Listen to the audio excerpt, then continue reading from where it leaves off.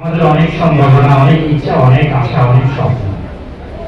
Fascist রেজিমে আমরা খুব ছোট থেকে বড় হয়েছি। বিগত সময়টা আমরা মুক্তিযুদ্ধের পরবর্তী একটা ফ্যাসিস্ট রেজিম দেখেছি। এই ফ্যাসিস্টে দেখেছি বিশ্ববিদ্যালয়ের সব শিক্ষক একটা প্রলয়, সেটা সব ছিল লীগপন্থী। দেখছি ঘরের মধ্যে ভাইরাস। আমি দেখেছি জ্ঞানী মানুষ কোনটাই থেকে ঘরে থেকে যায়, মানে একটা প্রশ্ন করে বিপরীতে। তখন আমার লেখা কবিতা স্বাধীনতা কেন পরাধীন, গাছে গাছে যদি অনেকের পক্ষে খুঁটি বসতি পারে, ধীরে ধীরে অক্ষরকে যদি অক্ষর করার বংশ দুর্বল করে, জ্ঞানী যদি সুযোগ স্বার্থ কিছু আর সত্য রাজ্য করে, সুশীল যদি ঘরে পড়ে মজুর ঘন্টায় বসে, শিক্ষক যদি মেধাবনের টেক্কা করে ভুইতন হরতন খেলে, বিশ্ববিদ্যালয়ে যদি অ্যাকশনে স্লোগানে মিথ্যার মুখরিত যদি বাজে, জ্ঞান গবেষণায় যদি ব্যক্তির আসে প্রেম মিলে, নরনরীয় ব্যক্তরাই যদি রাজনীতির বিদ্যালয়ের নিত্য অনুপ্রবেশ ঘটে, সাংস্কৃতিক ইংলিশ সাহিত্যে ষড়যন্ত্রকারীরা যদি লালসার উচ্চ হাসিতে হাসে, প্রতিটা ব্যবসায়ী যদি সমাজ নিয়ন্ত্রক চেয়ারম্যান হতে থাকে, দুই ক্লাস পাস নিয়ে যদি গতি দখল করে ইয়াবার রাষ্ট্রাচ্য দখল করে, তবে কেন আলোর নামে স্কুল কলেজে হলো, কেন শিক্ষিত হলো, কেন বিশ্ববিদ্যালয় হলো? আপনার এখান থেকে চট্টগ্রাম বিশ্ববিদ্যালয় থেকে চলে গিয়েছি ঢাকায়। নুরুমের সাথে রাজনীতি করবো গণঅধিকার থেকে যায়, এক না হলে রাজনীতি করবো না। তাদেরকে দল আমি ডাকবো, তাদের শিক্ষা ছাড়ের দায়িত্ব নিতে আমি বললাম নুরুর সাথে বেমানি করবো না। এবছর জুলাই বিপ্লবের এদেশে রাজনীতি করবো, এদেশের সম্ভাবনা দেখাবো।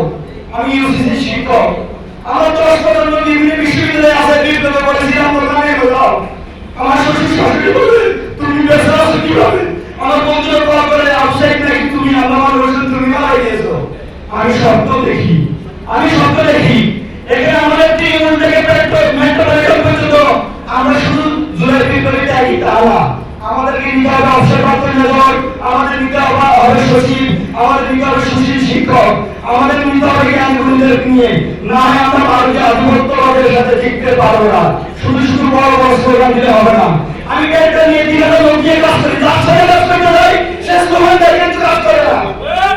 আমি যার সাথে কাজ করতে যাই সে স্লোগান দিয়ে কাজ করে না। নেতৃত্ব দিকে আসে, সবাই নেতৃত্ব আসে, সাহিত্য সেটা প্ল্যান করে না, ইতিহাস নিয়েও প্ল্যান করে না, সাহিত্য মেলা বসে না, সরকার নীতি হচ্ছে অর্থের বিনিময়। আমরা নতুন প্ল্যাটফর্ম তৈরি করতে যাচ্ছি আগামী রাজনীতি, নতুন সম্ভাবনা, বিশ্ববিদ্যালয়ের তরুণ মেধার নতুন। আমাদের আমরা রাজনীতি জানি না, আমরা রাজনীতির ইতিহাস নিয়ে গবেষণা করি। আপনাদেরকে বলছি, আপনারা আমাদের সাথে থাকুন, জ্ঞানী গুণী যারা থানা উপজেলা যারা আছেন তারা আমাদের সাথে থাকেন। একটা জুলাই বিপ্লবের আগে আমাদের অনেক আহত নিয়ে যাচ্ছে, সেই হিসেবে আজকে আমার একটা কবিতা থাকে, আর এক মিনিট সেটাকে ব্যাখ্যা করবো। আমার ভাষা হচ্ছে কবিতা, শেষ 1 মিনিটে।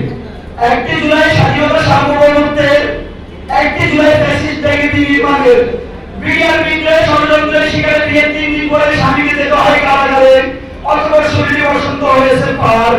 1 জুলাই পরে দেখা হয়েছে আমার নববধূ বলে একটা পানি করে রাখতে জল, একে আনন্দের নাকি তীব্র চেতনা স্রোত, বিশ্বাস ছিল তার দেখা হবে আজ হয়তো কাল, দেখতে দেখতে অপেক্ষায় শরীরে বছর পার। ইতিহাস যেমন মমতাজ শাহজাহান, সাক্ষী যেমন মোতাহার বলে আক্তার।